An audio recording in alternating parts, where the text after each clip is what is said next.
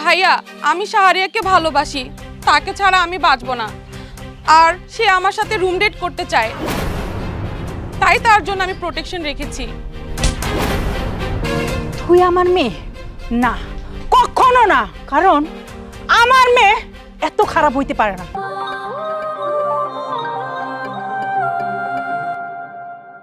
Lima, Lima, Lima, Lima. জি ভাইয়া, কি হয়েছে? তুই সাজুগুজু করে কই যাইতেছ? কই যাইতাছি এটা কি তোমার কইয়া যাইতে হইব? কইতে হবে না মানে?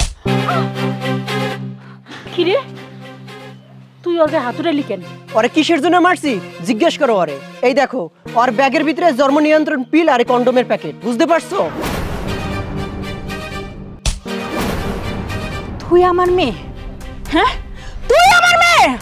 আমার ভাবতেও ঘৃণা লাগে যে তুই আমার মেয়ে। আমি তো ভুল করছি, তোরে আমি আমার মেয়ে বললাম না। আমার মেয়ে কখনো এতটা খারাপ হইতে পারে না, এতটা খারাপ হইতে পারে না। মা আমি কি করছি? আমি এগুলো কিছুই করি নাই। আমি করছি তোমাকে সম্মানের লেগা। আমি একটা পোলারে ভালোবাসি, তারে ছাড়া আমি বাঁচুম না।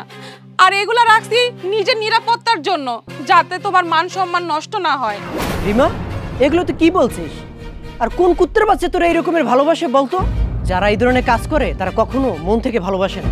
ভাইয়া আমি শাহরিয়াকে ভালোবাসি, তাকে ছাড়া আমি বাঁচবো না। আর সে আমার সাথে রুম ডেট করতে চায়, তাই তার জন্য আমি প্রোটেকশন রেখেছি।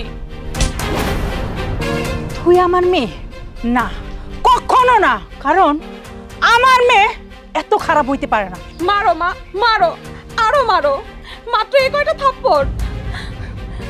জানো তোমাকে আমি অনেক ভালোবাসি মা, আর আমি চাই না আমার জন্য তুমি শাহরিয়ার বাবা মার কাছে ছোট হও, তাদের হাত পা ধরো। তাই তার জন্য আমি প্রোটেকশন সাথে রেখেছিলাম। আমি সাথে পিল রাখছি বলে তোমাদের লজ্জা লাগে? আর তোমার গুণধর ছেলে কি করছে সেটা জানো? তোমার গুণধর ছেলে একটা মেয়েকে ভালোবাসার নাম করে তাকে বিয়ের প্রতিশ্রুতি দেখিয়ে দিনের পর দিন তাকে ভোগ করেছে, তাকে বিয়ে পর্যন্ত করেনি। এখন সে প্রেগনেন্ট। ঈশিতার বাপ মা তো আসছিল তোমার হাত পা ধরে তোমার ছেলের সাথে বিয়ে দেওয়ার জন্য, তুমি তো তাদেরকে তাড়াই দিছো। আর মা তুমি কি বলছিলা? পতিতার মেয়েরা ঈশিতার মতো পতিতা হয়। আর ভাই তুই নাকি ঈশিতাকে ভালোবাসিস, ওর সাথে তো ঠিক মতো কথাই বলিস না। তুই জানিস ঈশিতা এখন প্রেগনেন্ট। কি হলো ভাইয়া, মাথা নিচু করে আছো কেন? মা মেয়ে হয়ে আমি তোমাকে কিভাবে পতিতা বানাতে পারি, তাই আমি ব্যাগে এসব রাখি।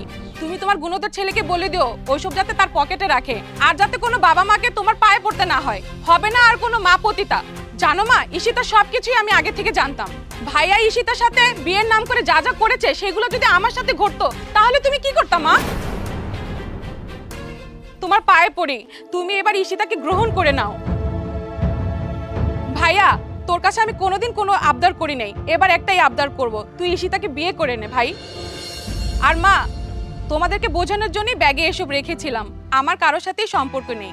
আর মা তোমরা আমাকে ক্ষমা করে দিও, তোমাদের ভুলটা আমি ধরিয়ে দিতে চেয়েছিলাম। মারে আমার অনেক বড় ভুল হয়ে গেছে, আমি আজ এই ঈশিতার আমার বাড়ির বউ করে নিয়ে আসবো।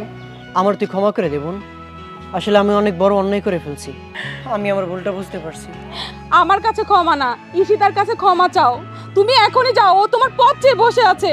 এখনই যাও ভাইয়া, এখনই।